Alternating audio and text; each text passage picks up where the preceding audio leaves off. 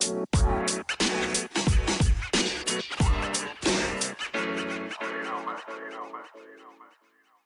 everyone, welcome into the first episode of the Spoiler Alert podcast. Dylan and Ty here, and basically this podcast, it's a movie podcast.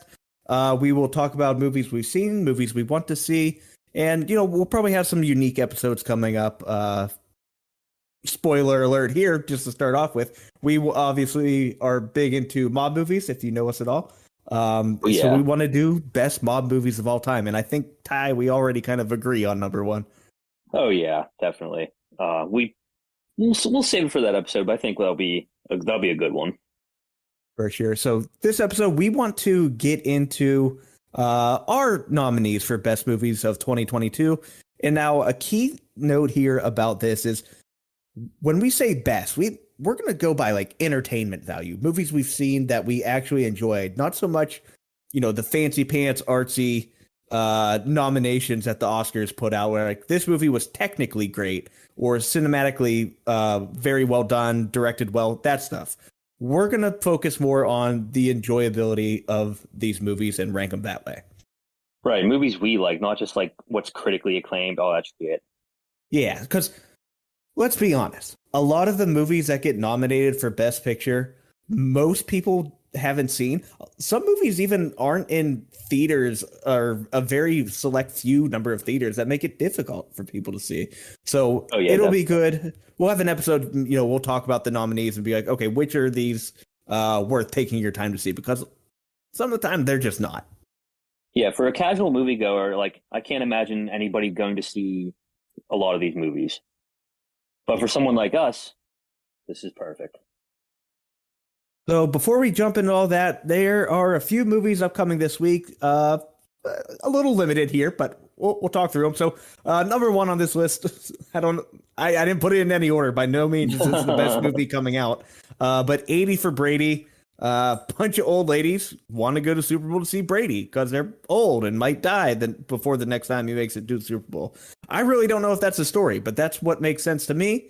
Ty, it looks like dog shit. And I think a lot of people are already agreeing because IMDb has turned off ratings for the movie. The last time I looked, it was in like the 3s. Oh, and now it's completely off. This has potential to not only be the worst movie of the year, like we're looking like all time just dog shit movies. I don't know who wants to see us other than people in New England. And even then, like who really even gives that much of a shit anymore? Yeah. Get over it. Brady, we're obvious football fans. We're probably sick of hearing about Tom Brady about now, and maybe that's why we're a little bitter. Yeah. But it just doesn't look good. Who cares? Yeah, I don't think I know one single person would see this movie, not even my grandma, who, I mean, she doesn't like Tom Brady either, but regardless, just dog shit all around movie. Yeah, so it's old people hangover. Fun fact about this, I saw that the 4 lead actresses have 5 Oscars between them. So that's maybe it's the end of their career. I don't know. They're just trying to get that bag. Yeah, why not? I'm sure Tom Brady's going to pay him each handsomely to make him look good in this movie. Yeah, and you got Gronky in it, so I like Gronk. That might be entertaining, but Gronk's funny. He's good for a couple 69 jokes, whatever, Yeah, he'll have a few Super Bowl commercials. I'm anxious to see how much this movie costs to make and how much it's going to make against its budget. I don't think it's going to make a profit. All right, see if they have a budget here. Oh, this was filmed in Houston. That doesn't make any sense. Okay, I don't see a budget on here yet, but maybe next time. It might not be a very big budget, but regardless, it's going to be a flop. I get scared how many of these movies just get made somehow. It should be harder to make a movie than this. Like this, like. Next movie here, another M. Night Shyamalan. I can't say his name very well, but another M. Night movie where there's going to be a twist. And that's kind of a shame now. Associated with his names are big twists. So what twist is coming.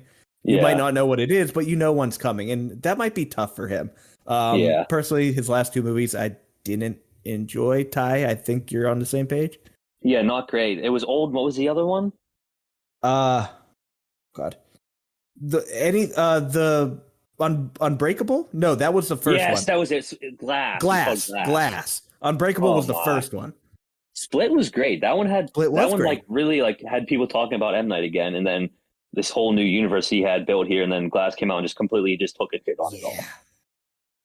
And Yeah. then So Old, I don't even know what I expected. It was not good at all. Like they go to the beach and get old. That's spoiler alert. That's the movie. it's kind of that's like 80 for Brady. They just get old. Yeah, they're gonna get old, Um, and Tom Brady's probably gonna win a Super Bowl or whatever. That's the movie. The spoiler alert for that one too. apparently, he has a show on Apple TV as well. That's apparently pretty decent, and Ron Weasley's in it, so that's the biggest reason I would watch it. But he does have a Shout out TV to show. Harry Potter and Ron Weasley. Damn right.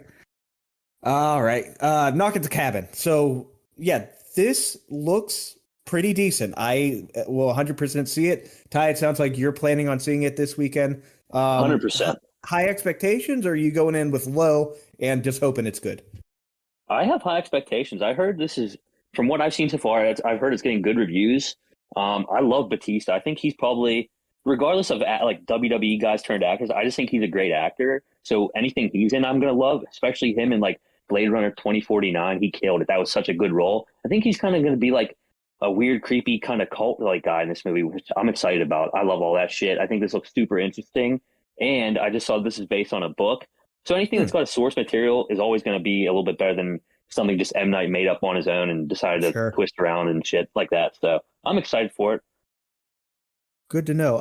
I'm also looking at the cast. Ron Weasley's also in this one, so What? get him in there. Dude's killing it. All right, next one here, The Amazing Maurice. It is an animated movie about a cat who has a money-making scam because, what does every cat need? Money. I Um, haven't even heard about this one. I'm not touching that one. I don't care at all. Yeah, Moving on, Sword Art Online. Ty, did you watch the original Sword Art Online anime? I have not. I'm not a huge anime guy. I try to dabble every now and then. I mean, Dragon Ball Z, obviously, and I'm For kind of sure. into some Cowboy Bebop. But other Okay. than that, I don't dabble too much. I Okay. do want to watch Chainsaw Man. I heard that's Yeah. good. Yes, it is very good. I read the whole manga as well. But Oh, nice. Sword Art Online is one of those shows where the first season did very well, and then Hmm. they're like, okay, we need to make more, just money, and then it turned to shit. Hmm. So I'm a little worried about the movie here, but basically the story is a kid plays a video game, kind Hmm. of like a virtual reality video game, but super high tech, and he gets Hmm. stuck inside of it, needs to escape. Oh, So okay. I don't know how there's really a movie about it, but that is coming out. Okay. It sounds interesting enough. That whole premise is always kind of interesting. Kind of Yeah, like a Ready Player One kind of vibe, something like that. exactly. So yeah, if you're gonna watch it or the show rather, the anime, first season, drop out. Don't pretend nothing else exists. Yeah. Last one here, Definitely. Bosch and Rocket. This is with the lesser known Hemsworth brother. He's probably most famous from his role in Westworld. But I'll read a little blurb here. In the late summer, along the Australian coast, Bosch, a young father, goes on the run for drug dealing with his surf gang. Huh. In tow is his son, Rocket. Which, I mean, if one Hemsworth brother is traveling around with a rocket, you need another one, right? Yeah. So who believes he is on a magical holiday? Quite honestly, when I read that description, I thought it was a comedy. It is not. It is a drama. Oh. It So does sound like it would be a comedy. yeah. So we'll see what happens there. I'd never heard anything about it literally until I looked at what movies are coming out this weekend. Yeah, me either. That is what's coming out. I think we pretty much agree we only care about Knock at the Cabin. Hmm. But Oscar nominees have been released. We're going to go through real quick the nominees for the Best Picture, mostly to compare to what we end up nominating for our favorite films of 2022. So I'll run through this list real quick, and then maybe we take a minute or so for each and talk about what we liked about it, or if we've even seen it. Some of these I have not seen. Yeah. So nominated for Best Picture, All Quiet on the Western Front, Avatar: The Way of Water, The Banshees of Inisherin, Elvis, Everything Everywhere All at Once, The Fablemans, Tar, Top Gun Maverick, Triangle of Sadness, and women talking. So let's just start from the top here, Ty. All Quiet on the Western Front. I believe you said you haven't seen this one, right? Yeah, this is one of the ones I still haven't seen. I know it's on Okay. Netflix, right? Yes, it is. Yes. So is it in German or is it like subtitled or is it dubbed over in English or because I know it was a German movie, All right? the Or about above. Germany? Okay. All the above. So the original recording for the hmm voices is German. hmm So you can watch it with subtitles. There's of course a dub as well. I try Right. this goes back to my anime watching. I always do Uh-huh. subtitles because a Yeah, lot of that's the fun. times the English dubbing is awful. Yeah. No, I But definitely love war movies and all that stuff. 1917 was great. Hacksaw Ridge. I'm gonna watch this by the time our Oscar episode comes out, so I'll have a better take on it. But I'm excited to watch this one, but I got to make the time to do it. for sure. I did see it. I'll go into it without any spoilers. You know, we're not at spoiler alert section here. But it was as far as a war movie goes, the actual war scenes, the battle scenes, hmm extremely well done. I'm talking about Ooh, glimpses okay. of Saving Private Ryan. Like that's Nice. high praise. Oh, yeah, Um, absolutely. so think about like when they're storming Normandy. A lot of the action scenes here are similar to that, very detailed in what's going on. This Okay. was a very old movie. I believe it's from the 1930s or so, because it is hmm about World War One. I also believe it was based on a book, but um, what they captured really well in the original movie and the book, you're hmm supposed to feel bad for the German soldiers, even though, you know, they're the quote unquote bad guys. They Right. were still very young men going into war. And maybe they Yeah. didn't know why. They're brainwashed in some way. And you're supposed to hmm feel that for them. And that's what I didn't get from this new version.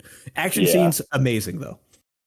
I'm definitely going to give it a watch here. I see that it's got the same audience score as just about the same audience score as the critic score on Tomatoes. It's 92 and 90, so high praise from critics and audiences.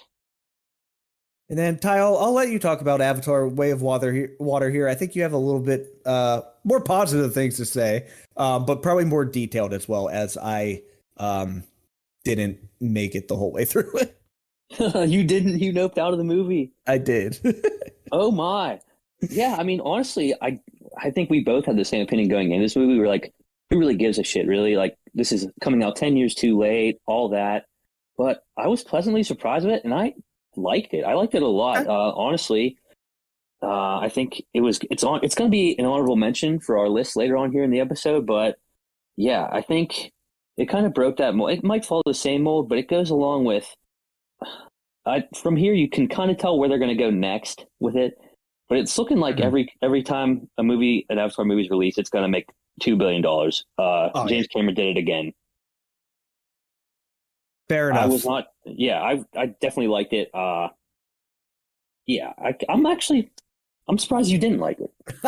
What Yeah, part did you nope out at? it was just very basic. The effects Yeah, are amazing. 100%. They should win. Best special effects. They absolutely deserve that. No doubt in my mind.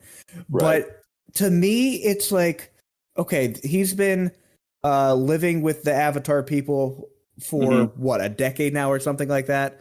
It was something And like that. Yeah, the whole point of the first movie was, hey, get off this planet, go away. This isn't for you. This is ours. We live here.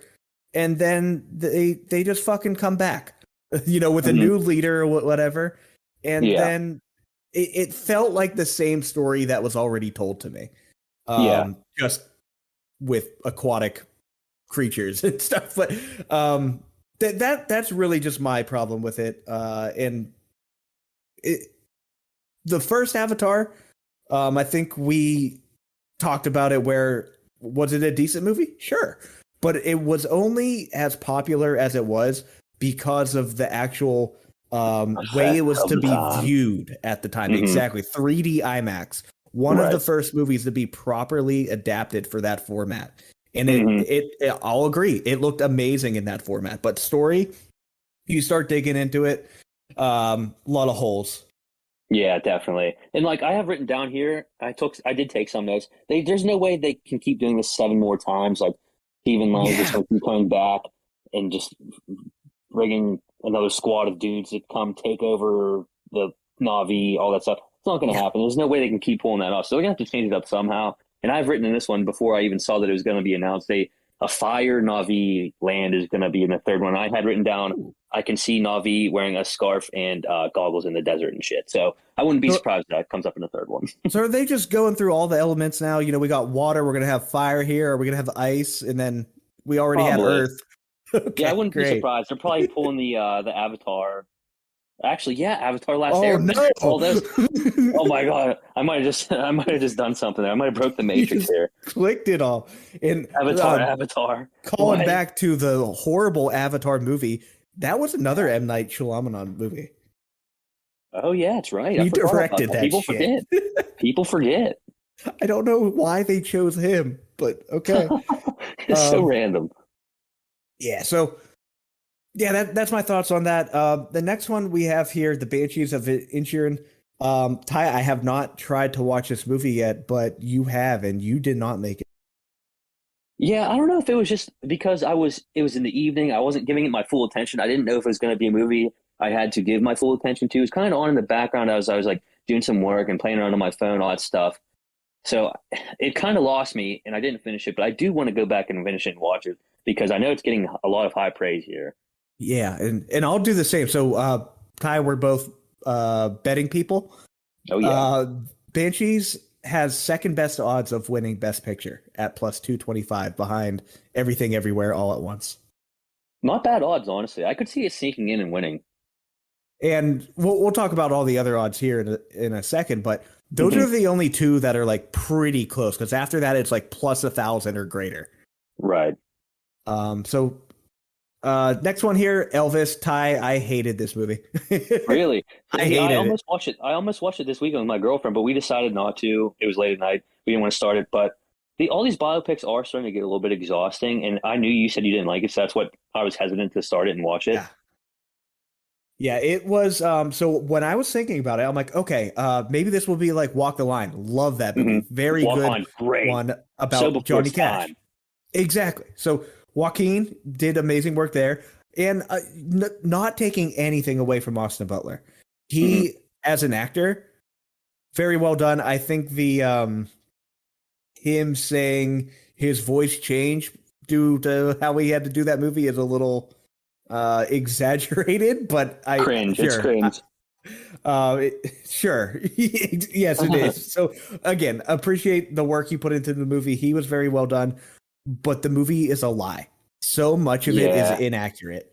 And when you see something like that, that's what I want to see. I don't want to see Elvis riding around with his buddy in his car blasting Cardi B. That doesn't make any sense. Oh my. Is that actually in the movie?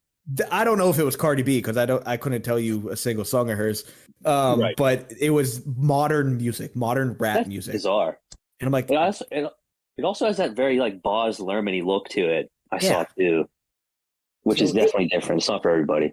It was not great for me, and they made it seem like he was best friends with this other African American artist at the time, and that was just incorrect.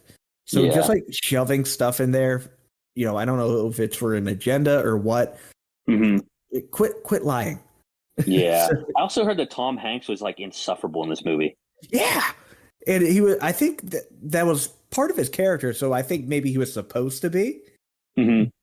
But Tom has had better films. Yeah, he's on the. I think it might be safe to say he's on the slow decline here. Yeah, it's a shame.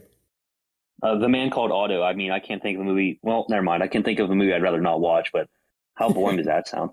80 for Brady, but I mean, The Man Called Otto is not far behind it. We're gonna keep calling back to that shit. We are. It's probably gonna be brought up every time we see a bad movie. It's like it's bad, but it's not 80 for Brady. The favorite for the Oscars to win Best Picture, Everything Everywhere All at Once. Current favorite to win at minus 225. I should also probably explain. Minus odds for something is quote unquote good. Not so much for return on money, but good as in they are expected to win. It's a higher probability to win. If you're not a bettor, you know, you might not know such a thing, but they are the current favorite. That's really all you need to know. Yeah, the odds on favorite, you make your money back or whatever. And then favorite, they're also favored for best director with the Daniels at minus 140. We could talk a little quickly here about this movie. But we'll get into it more during our Oscars episode, but very enjoyable movie. Completely different.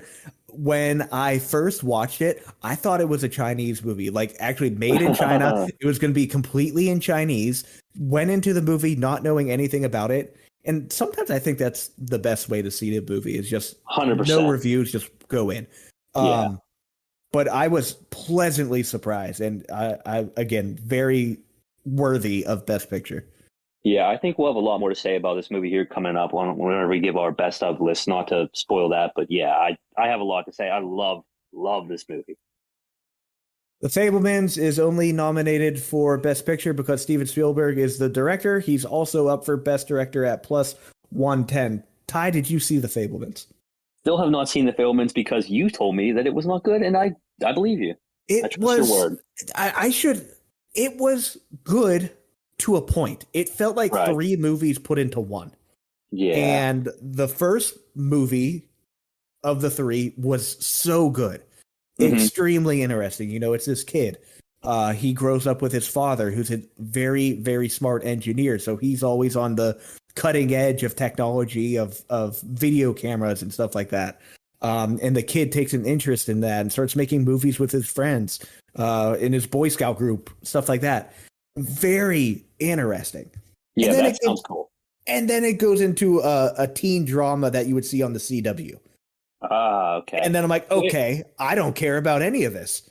Yeah. It is based on Spielberg's life, right? Or like loosely based on it? Roughly, yes, okay. Yes.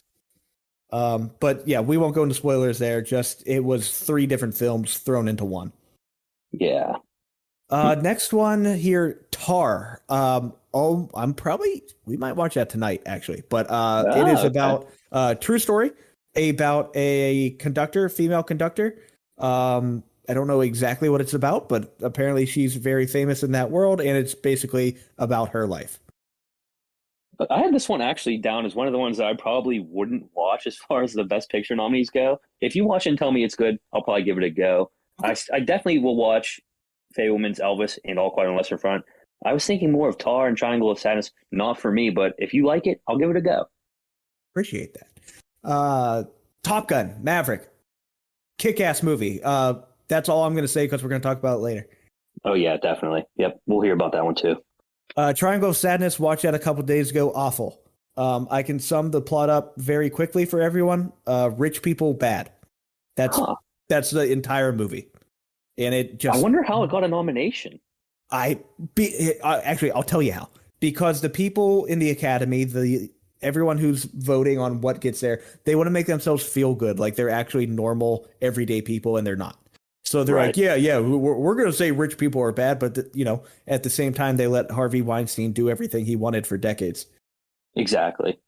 So that's why that's there. So we don't need plus 10,000, by the way, for Best Picture. It's tied for last.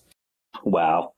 Finally, Women Talking. I have not seen this one. It is. I don't know if it is exactly a true story. I know this is something that happens pretty commonly. I'll do a little short story here. Women Talking. It's going to be about Mennonites and how they abuse their women, sexually assault them, stuff like that. Oh gosh. Side story. This does happen in the real world. We have a lawyer friend who defended a Mennonite who left her home, ran away, and her parents were trying to get her back.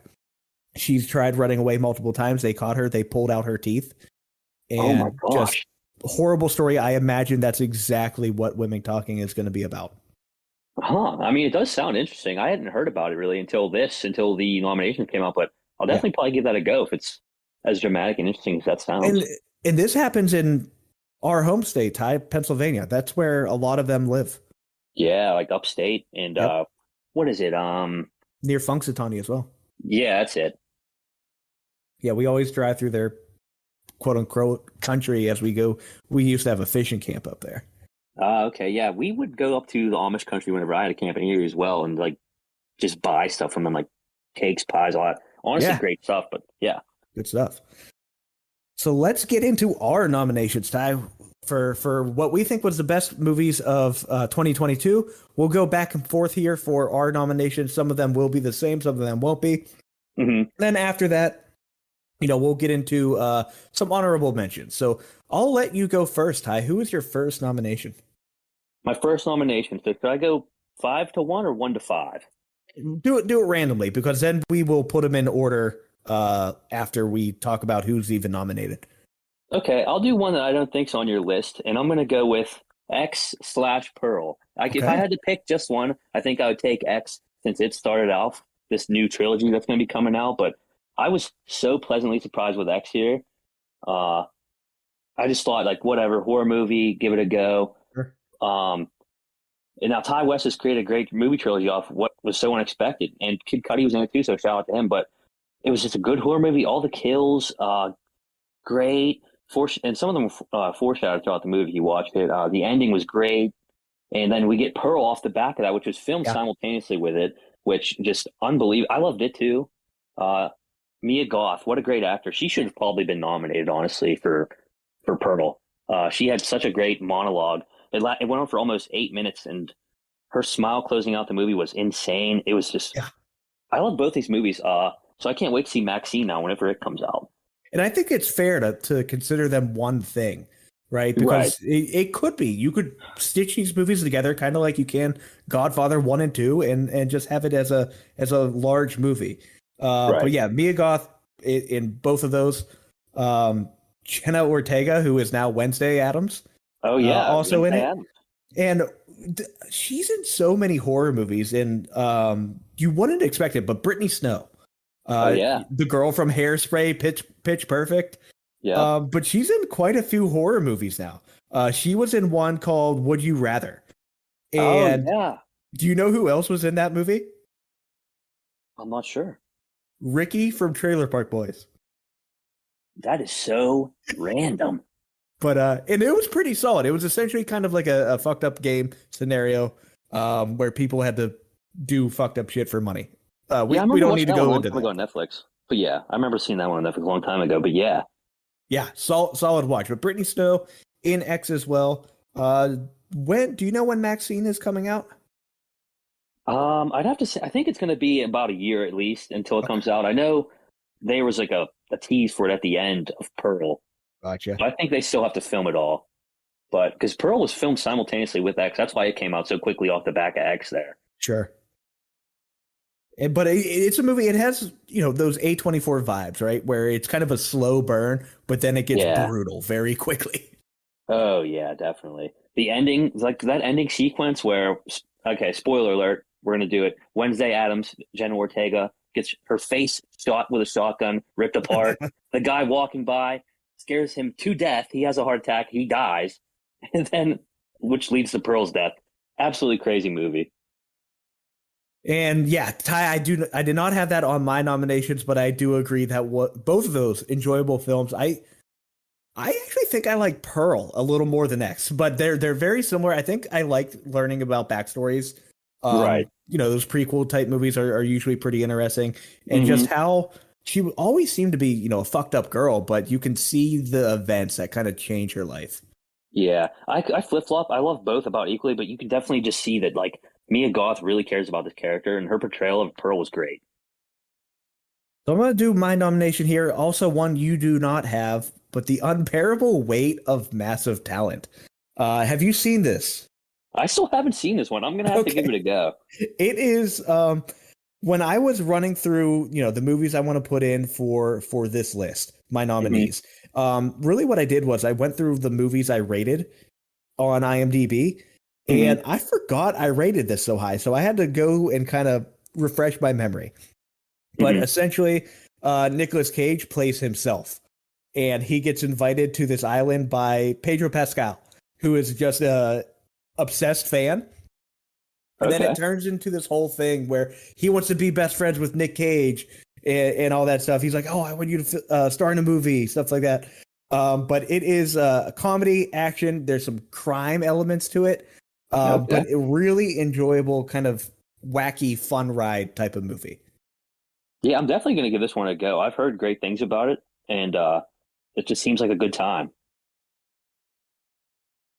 All right, second And now, nomination, Ty. Who do you got? okay, so I'll throw another one on there. It's on your list in Nope. Okay. And I went into this one. I was I wasn't sure if it would be as good as Get Out, and I liked Us, but it wasn't as good as Get Out. So I thought I had about middle of the road expectations for this one, and I'd say I do like this one more than Us, and it's almost about on par with Get Out. I'd say I Okay. love this movie. I love space, UFOs. That's all my shit. Yeah. So whenever I saw that Jordan Peele was releasing a UFO inspired horror movie, I was in from day one. Mhm. So I do need to rewatch the movie. I've only seen it once, but I still love. I like it. It leaves an impact, you know. It was, and I agree with you on uh, really all of those comments. Us was a major letdown for me. I did not enjoy that movie. Agreed. Get Out was good, and I Mhm. think you're right. This was about on par, if not maybe just a little below Get Out. Yeah. So for the third movie, Peele comes in here with you have to enjoy it. By no means did I not like the movie. It was a good movie. I just did not have it in my five, I guess. Right. But nope. Yeah, I'm super into the alien stuff too, and it's a unique look at aliens. Because spoiler alert, Hmm. you don't really see the actual alien. It's kind Yeah. of like this is a ship, and then they get inside of the ship, and it's like you're in a bunch of curtains or something for some reason. But Yeah. yeah, very unique look at extraterrestrial life. Yeah. And actually, taking notes about this movie, adding it to my list, it made me like this movie even more. So I'm definitely going to go back and watch it. I know there's a lot of Easter eggs in this movie. They're like, I just love a good Easter egg, you know. So people thought that Nope originally stood for Not of Planet Earth, which I mean that's kind of Ah, funny, but uh, yeah, Nope, not. It's a really good movie. Love it. it was actually it's just something they say very often. I think every main character says it at some point. Yeah, Nope. It is Nope. actually Yeah. hilarious whenever he drops the Nope in the movie. Daniel Kaluuya and Kiki Palmer are both really good in this movie. It kind of seems like they're actually related. They have that like great Yeah. relationship. Whenever they start slapping hands, we're gonna catch an alien on film. Hilarious. Also, in kind of a secondary character, but Stephen Yeun, I big fan of him. I liked him in The Walking Dead. He also has a few other movies on his own. Sadly, spoiler alert for The Walking Dead, he gets his head crushed in by a baseball bat. But he was great in that for the first few seasons, and then that show sucked. But That's either actually way, the only scene I've ever watched from The Walking Dead was well, him there you getting his go. head crushed, I think. But That's a good yeah, one. to loop it back to this, that whole subplot threw me for a loop at first, but then I kind of realized like it's the exact same plot. The whole Jupe and his monkey, whenever he was a kid, he was on the Yes. scene, he was on scenes, but then you realize like it's the exact same situation that's going on with the UFO as what happened in that show with the monkey. He went and killed everybody. It's you can't tame a predator, and mankind will risk everything to get that spectacle. He exploited the monkey massacre to rise to more fame after it happened, and then he also caught he saw the UFO and he exploited it, and then Yeah. the exact same thing happened. Yeah, and there's little foreshadowing, early on when they're at his, I guess you can call it an amusement park, carnival, whatever you want to Yeah, call it. But there's little things in the background, little UFO ships. Um, yeah, I think even his suit had UFOs on it, if I'm not mistaken. yeah. But yeah, definitely a lot of foreshadowing that movie. Yeah, I didn't put it in my top five, but I agree, good movie. Oh yeah. For my next one here, you didn't put it on yours, so I'm gonna go with Bullet Train. Bullet Train, Ah, I enjoyed quite a bit. Going into it, I didn't have high expectations. I'm like, okay, this will be a fun movie. Brad Pitt. There's a decent amount of people in here, and I enjoyed it the whole way through. It is just nonstop chaos throughout the entire film. The fight sequences are actually very solid fight sequences, mm-hmm, and you'll realize the reason why they were so well done is because the director David Leach, I hope I said his name right. mm-hmm. He worked in a lot of those stunt department films on like the Matrix movies, John Wick. Ah, So all of those he was a very big part of, and he brought all that knowledge he got to this movie, and it showed very, very well. 300, the Bourne movies, Mr. and Mrs. Smith, Atomic Blonde.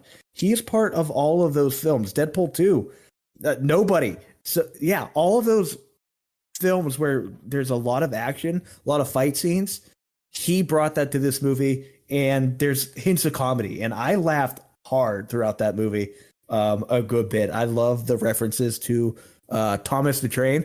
That hilarious. Like, you're a Percy. He's like, I'm not a Percy. They love it. So massive fan of that. Also, fun fact about that movie that I didn't know until my brother showed me. Tangerine from that movie. Mm-hmm. Do you know what he was from? Is it Aaron Taylor Johnson that was Tangerine, or is he Lemon? It is Aaron Taylor Johnson. So he was from Kick-Ass, right? Yes. Yeah, and now this guy, he might be the next James Bond, which I'd 100% be cool with. I love this movie too. It was just shy of making my top 5. I absolutely love this movie too. You're right, everything you said. Great movie. And what a glow up he had. You know, he was a little derpy kid in Kick-Ass, and now he's jacked and kicking ass in this movie. And now there's a possibility he might be James Bond. So yeah, absolutely awesome. Crazy. So many good, funny scenes in this movie. Great action. I think it might be based on a book too. I saw a book named Bullet Train at Barnes and Nobles. I'm not sure if it's the same thing. Could just be based on another Bullet Train, whatever. But it was. Oh, okay. Yes, okay. It was based on the book by Japanese name here, Kotaro Isaka. I hope I said that correctly, but he wrote this book. Great movie. It's hilarious too. Whenever he gets bitten by the snake twice, but he already got the anti-venom. Like, absolutely hilarious. Yeah, a very good, incredible film. And I think it's now available to watch on, is it Netflix or HBO Max? I think it's HBO. It's Netflix. I'm wrong. It's on Netflix. Yeah, I was going to say, I think it's Netflix now. It's one you can throw on every day of the week and still love it, and watch it every night. Yeah, enjoyable. You know, we talk about rewatchability. That's very high up there. It's probably one of the highest rewatchability you could have for a movie. Third nomination here, Ty. Or are we on 4? What I do? 1, 2. Yeah. We're on 3. Okay, for my third, let's see. I'll go with one that you have as well. Top Gun Maverick. And I mean, who would have thought that the sequel to Top Gun was the movie that brought back cinema? Absolutely. Like, I still haven't even seen the first one. It didn't even matter. This movie just kicked so much ass. Really no need to even see the first one, because this movie did a great job at cluing me into what happened in the first one, who each character is. Yeah. I didn't expect this movie to be so well received by critics and audiences. And absolutely just great action movie. This is Tom Cruise's first movie to earn $1 billion, which I thought was pretty wild. Wow. It makes me want to just have a mustache and have a call sign. I don't know what my call sign would be though. I'd have to think of something cool. Like, Mac's kind of too lame. That's just my last name. I don't know. Have to be like Dingo or something. Yeah. But there's no doubt now that Tom Cruise is the biggest action star in the world, and it's like not even close. Between this and all the last few Mission Impossible movies with Dead Reckoning coming, there's just no way that this guy's not the best action star in the world. He probably could have been nominated for this, but he wasn't. But he never will be, sadly. You know, it doesn't happen for Tom Cruise for whatever reason. Yeah. They don't take into account the fact that he's doing all of his own stunts, jumping out of planes, jumping motorcycles, all that stuff. It's just insane. And then Miles Teller, what a great actor he's become. Like, unbelievable. Between this and Whiplash, I saw that Tom Cruise designed his own 3-month aviation training course for all the new actors on this movie, which is nuts. Just crazy jet scenes as well. Everything looks great in this movie. Just a good movie. Anybody could watch this movie and enjoy it. Yep. And I think you hit on a key thing where it's nice to have seen the original one, but the fact is that movie was a while ago. Right. And not many people have seen it. I know it's one of my mom's favorite movies, and that's probably the biggest reason I've seen it. Otherwise, I most likely wouldn't have watched the original until this second one was announced. You know, because I'm like, oh, that looks good. I should probably see the original one. But again, awesome movie. Action's incredible. Story is good. Acting's great. And again, the dedication that they had to this film shows, and that's something you get all the time with Tom Cruise movies. I Yeah, completely understand people not liking him for some of the Scientology stuff, right. but in general, he seems like a very nice dude, cares about his art, Hmm. and he just wants things to succeed. And going to Miles Teller, fun fact here, um, he auditioned for Elvis, and Austin Ah, Butler auditioned for Maverick. Neither wow. of them got the parts, obviously, and they got cast as the other roles. I think it probably worked out perfectly the way it did. I can't imagine Butler as Rooster in this movie, and I Yep. can't imagine Teller as Elvis. He kind Yeah. of, I think he has a little bit more of an Elvis look to him than Butler, maybe, but yeah, I think it all worked out this way. Yeah, I think so too. And I think Teller got the better movie here. Well, obviously, I just shit on 100%. Elvis earlier, but yeah, Yeah, very, very good movie. absolutely. Yeah, so I do have that as my nominee as well. So I will go with another one that we both have, Everything Everywhere All at Once. So I this kind of felt like a gimme to put Hmm. on the list, sadly. Obviously it's up for Best Picture. It's the favorite Hmm. to win Best Picture. It already won a bunch of rewards from the Golden Globe. So this felt like an easy one to throw in here, and it deserved it. It really did. Very unique film. It's also an A24 movie, and I Hmm. think I would argue it's the best A24 movie. Absolutely. Um, so again, very well done. It's nice to bring back some old faces that a lot of people from the 80s will recognize. Hmm. You have oh boy, Data from the Goonies.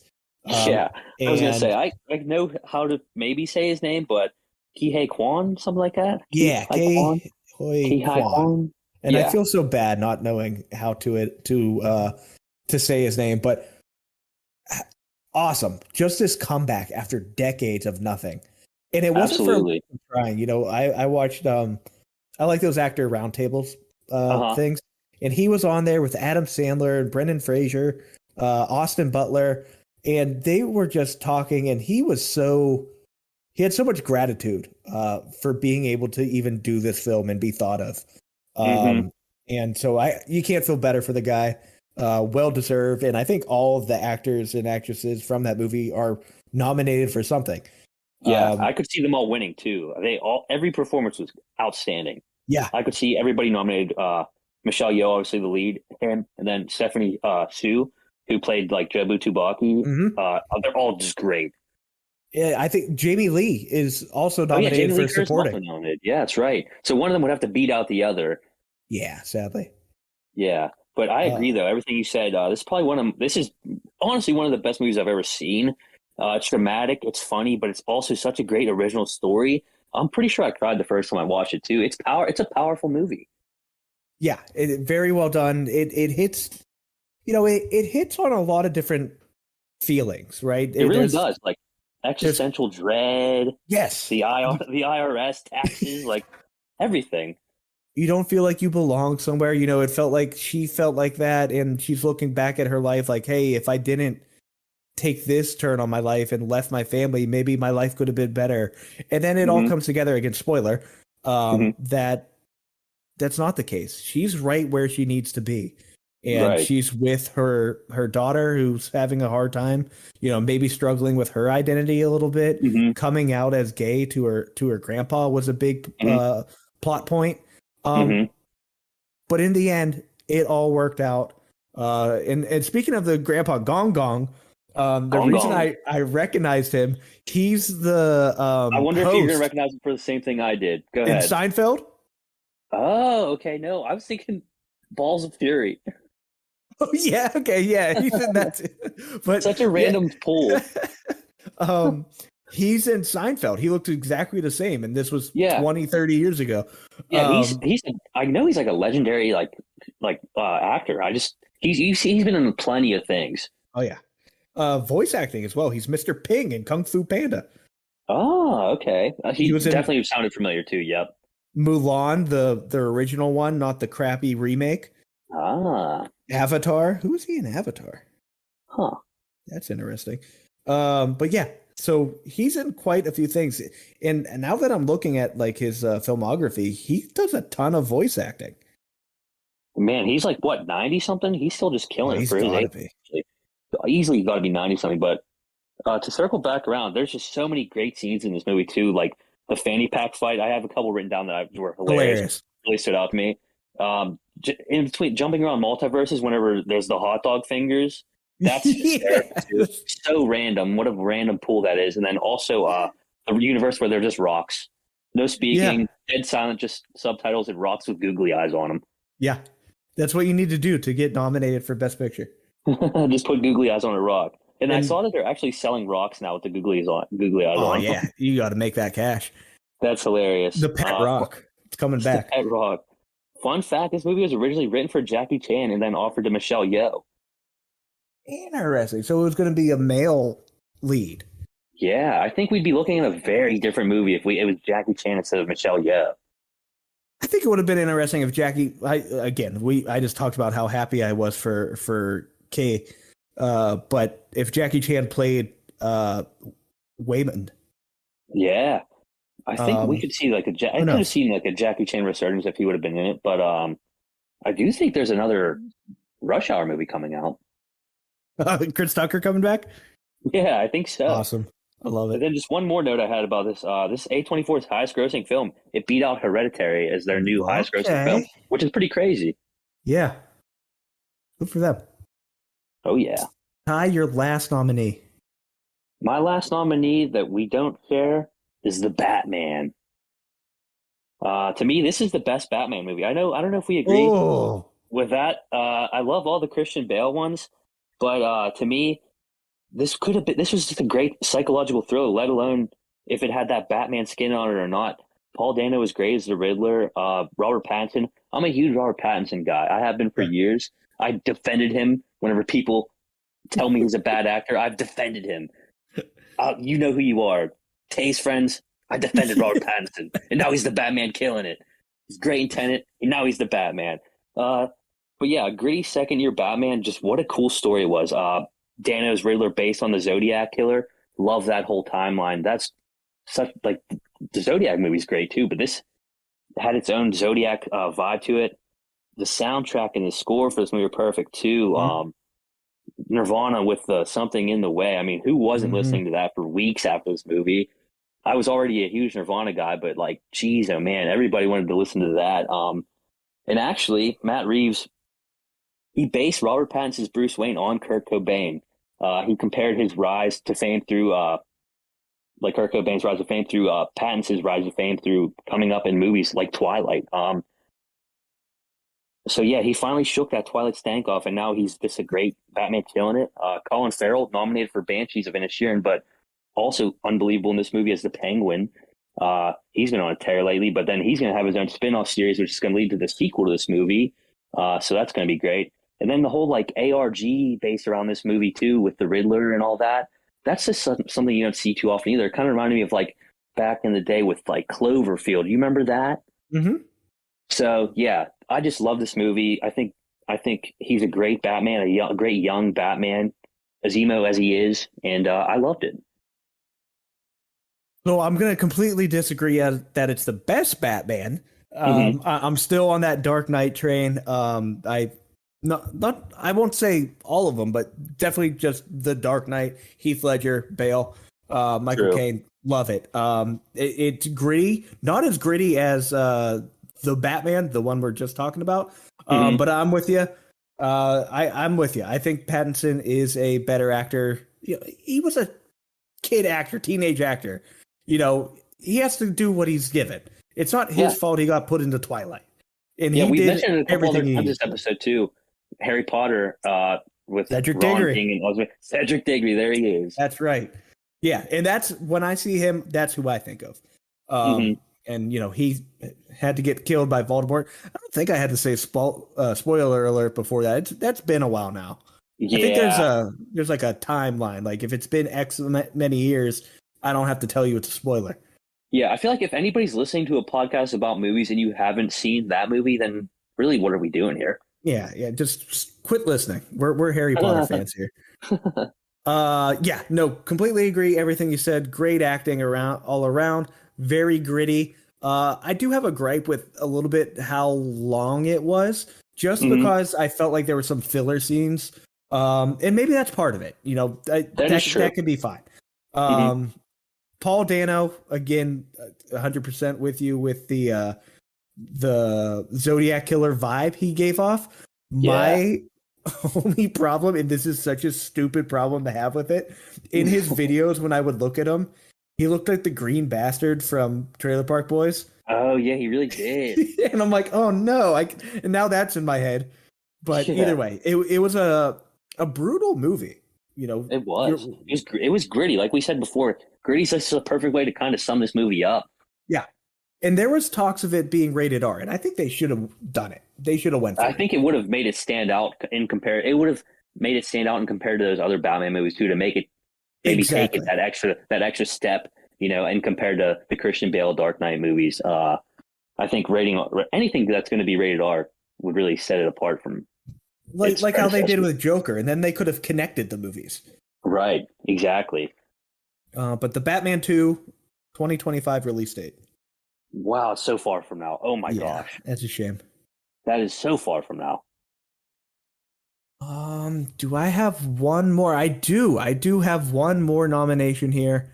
Glass Onion. This came in late in the year, but it is a, can you call it a sequel? Yeah, I would say it's a sequel. It's a Okay. Knives Out mystery. Okay. All right, fair enough. Yeah, But it can also stand alone. You don't have to know anything about Knives Out. not at all. So this was very well done. It has a guy that you said you already like with Batista in there. Oh yeah. Just a witty film, comedic. It was enjoyable the whole way through, action packed. And sometimes I have problems with those movies that will like go forward with the timeline and then start going back and then piecing everything Hmm. together. Sometimes those movies don't do so well. Hmm. But this one I think did it very well because it made sense. You have the investigator of Daniel Craig. He's trying to put all the pieces together. He's doing it Hmm. right here. You're literally watching him put the pieces together and tell you what happened with him. Spoiler alert: getting the girl who was supposed to be dead to the island, shocking everyone, and revealing that this was his entire plan the whole time. Hmm. Um, lots of people in this one as well. If you are a fan of Fight Club, Oh yeah. you got your boy in there, and he Edward Norton. And there's little nods to Fight Club, which I like. Like they have the painting of him from Fight Club in his mansion. Oh yeah. Um, but yeah, overall, well done movie, enjoyable, funny, and I can't say the quote unquote twist was that shocking, but it was well Right. done enough that it wasn't like, oh, well, that's stupid. Yeah, I agree. I completely love this movie. It just missed my list as well. Having Nope, and then this was right behind it. This was like that stick. This is that sixth spot. I don't think it's as good as the first Knives Out, just because it's going to be tough to top that bar. But it was a great movie. I liked it a lot, and it almost felt like because the twist there wasn't really like a twist. It was happening right there in front of you, Right. that you didn't get that same kind of feeling after watching it. But at the same time, that's the whole point of the movie. It's a glass onion. You can see exactly what's happening as it happened. All the layers. All the layers are right there.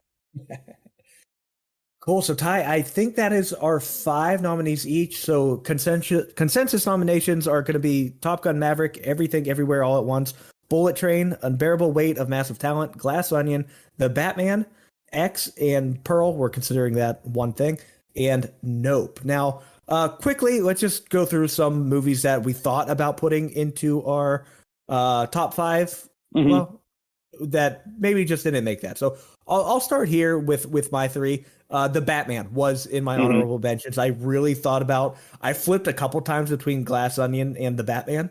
Hmm. I just went with Glass Onion because of the enjoyment factor. That's kind of what I was focusing on here. I think the Batman is a better movie, if that makes sense. But I Uh, enjoyed Glass Onion more.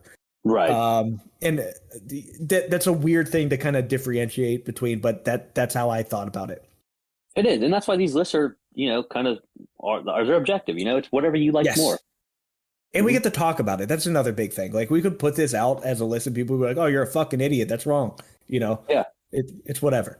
yeah. At the end Second of the day, here, it's what we like. exactly, exactly. Hmm. Second here, I have the menu. Also came in late in 2022. Just a Hmm. unique kind of thriller movie, worth a watch. It's out there on HBO Max right now. And then Hmm. finally, Hustle. This I really did enjoy this movie. I think we both are big Adam Sandler fans. You know, Oh growing yeah, up on Happy Gilmore, Billy Madison. You know, that's our life, and I really absolutely. really enjoy seeing him uh, getting the notice that he's not just a comedic actor. He can do things like the Uncut Gems. He can do Hmm. things like Hustle, where yeah, he's still a goofy guy. He's a goofy character, Hmm. but it is a very well done acting role, and that's what I saw from him in Hustle. I'm not the biggest basketball fan, so maybe that's Uh-huh. why it didn't resonate as well with me. But he Hmm. is, and if Yeah. you are into basketball, you'll know a lot more of these people than I did. But Uh-huh. still, overall, good movie. Yeah, I love that movie too. I forgot all about it until you just now brought it up. That was a great movie, and he is such a fan of basketball in real life. You can tell he really likes it, Yes. and really came through in this movie. And then there's a bunch of NBA stars in it too.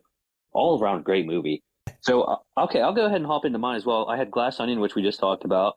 My second one was Barbarian, which that was Yeah. one that I didn't get to catch it in theaters, but then when I finally did watch it, I was blown away. I didn't know what to expect. I thought it was going to be a horror movie about two people double booked at an Airbnb at the same time. I thought Skarsgård was going to be a weirdo, whatever. No, he's completely just taken out of the equation instantly, almost right off the bat, and then it becomes something completely different. If Yeah. anybody hasn't checked this movie out yet, I would say definitely do. After that, I had Bullet Train, which we talked in length about what a great movie that was, and then I had The Northman, uh, which was really good Viking, another Skarsgård movie, different Skarsgård though. Really good Viking kind of epic movie, I'd say. Um, then I had one Bodies, Bodies, Bodies, which is another in the same vein as Glass. I mean, it's another Who Done It, but it kind of takes that genre and kind of like flips it around. So if you haven't watched that one yet, I definitely recommend it. And then like just missing my list, I would say this is like an honorable mention to the honorable mentions was Avatar 2. Okay. Uh, awesome. Those barely made it in. Quick note on Barbarian. Another fun fact there. If you know, do you know who directed it and wrote that? Was it Ty West? No, I don't know. Zach Krager from The Whitest Kids You Know. Oh wow, Yeah. so random. Right? Yeah. So he's I don't doing think I would horror have ever movies guessed now. that. That's Yeah. a lot of guys. A lot of these comedy guys know how to do a horror movie. Yeah. They probably have some fucked up thoughts. I mean, there's a lot of shit they put into The Whitest Kids You Know that were kind of dark. Oh yeah. All right, Ty. So let's go through these movies. We are going to say where we rank them. We're going to take the average, and that's going to create our consensus rank for our best movies of 2022. All right, so here we go for our consensus rankings. We are going to be listing what we put individually, and then we will get our consensus ranking. So let's start with X Pearl. Ty, where did you put that? On that one, I'm gonna put it number 3. Number 3. All right. And this is out of 8. Yeah. Speaking of that, Ty, I did end up with it at 8. Okay. Out of this list, again, I enjoyed this. But comparing it to the rest of them, it just wasn't up there for me in terms of enjoyment. Now, in terms of like actual good movie, Mhm. then I think it's probably more of a top 5. Yeah. Yeah, absolutely. And that's like this movie wasn't on your list, so it's going to be lower down in the consensus. And just like Exactly. the couple that weren't on my list are also going to be lower down in the consensus. That's just kind of how we rank them. But yeah. And let's do that. So, Unbearable Weight of Massive Talent, that was not on your list. That was on mine. I had it at 5. Okay. And is it fair for you to give a rating since you haven't seen it? I would say no, and honestly, that's why it's at 8 for me. Okay, fair enough. Fair enough. Let's just do that. Yeah. Next one here, Ty. Let's go Glass Onion. Since we both Glass Onion? you had that in honorable mentions and I had it in my 5. Yeah, Glass Onion, my 5 as well. Okay, all right. It's number 5. Very cool. I have it here at 4, so that's going to put an average of 4.5 for us. Nice. Just I'm just going through the list here now. The Batman, I ended up with it at 6. I had a really tough time going between the Batman and the Unbearable Weight of Massive Talent. But given that Unbearable Weight was in my nominations, I felt like I was obligated to, but they are very, very close. They're also very different films. Yeah, So definitely. one's kind of comedic, ridiculous. The other one very gritty, but super interesting. So hard to compare those. Yeah, definitely hard to compare them. They're all like they're not. There's no bad movie on these lists. Yeah. It's just kind of where they end up being on our like personal ranking. So I had Batman at 2. Very nice. Okay, that puts it at 4. So, based on those so far, right now the Batman is in the lead, followed by Glass Onion, X/Pearl, and then the Unbearable Weight of Massive Talent. All right. Next one here, Ty. Let's get into some of these top ones. Nope. Where did you have that? Nope. I ended up at 6 on Nope. Okay. I was pretty similar here. I was at 7 for Nope. Yeah, which is kind of weird because it was in my top 5 and Glass Onion wasn't, but based on these other ones, I had to put it a little bit lower. But yeah, like we said, there's not really a bad movie on this list. That's just kind of where it's going to end up being. Yeah, fair enough. So that's going to have it tied here with Unbearable Weight of Massive Talent.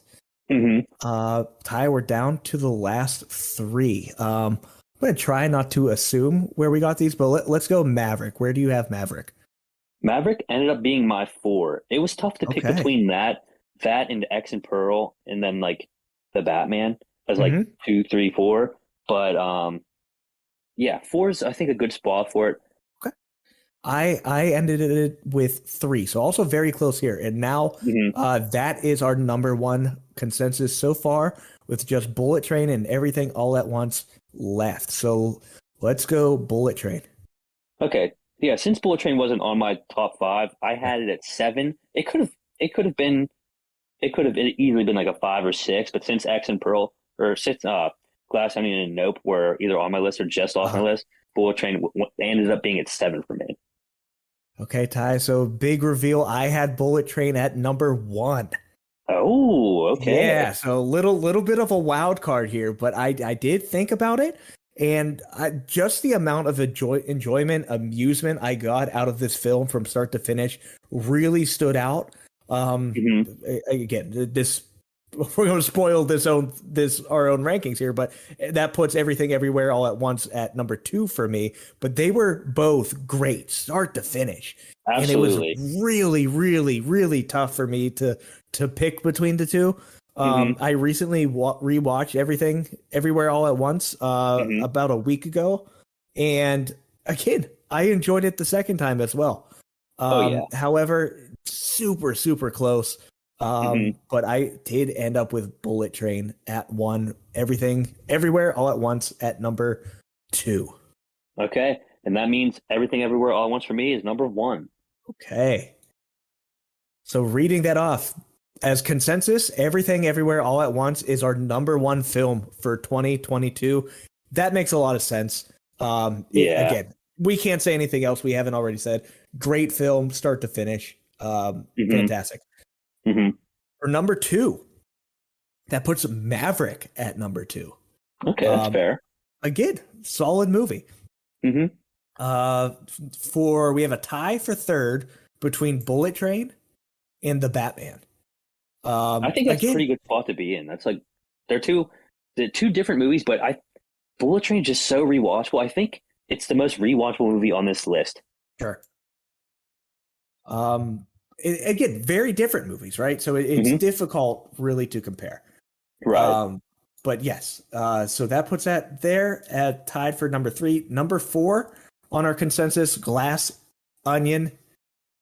Just barely, only a half point behind Bullet Train and the Batman. And then for 5th place, we had X and Pearl. again, very different movies than all these, but they're all super enjoyable. Oh And yeah, cool. I think that's a good place for it to end up.